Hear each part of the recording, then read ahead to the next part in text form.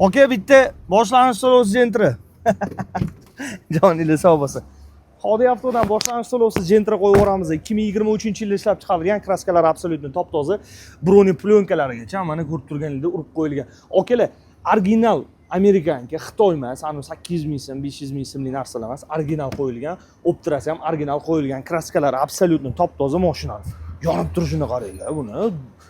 Boshqacha bunicha shaharda yuradigan bo'lsanglar yagona bo'lib yurasizlar. Bunaqa ranglar juda ham kam, Zeus Gentralar juda ham kam chiqqan. O'zimga rosa ham yoqadi. Qoradan ko'ra mana shu juda ham zo'r turadi. Chang bo'lsa ham bilinmaydi bu mashinada. Hozir masalan chang bo'lib turibdi, bilinmaydi.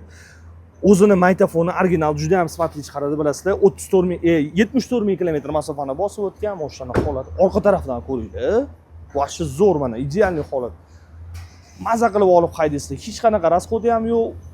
Maza qilib haydaysizlar. Xullas, boshlang'ich to'lovsiz Gentra o'zingizlar uchun rasxodlarga pul olasizlar. U yoq bu yoq oladigan bo'lsangiz $8 olasizlar. Bankka bir so'm kirib turib boshlang'ich to'lov qilmaysizlar, o'zimiz jonimizdan boshlang'ich to'lovlarni qilib beramiz. Joninglar sog' bo'lsin, mana imkoniyat, mana raqobat.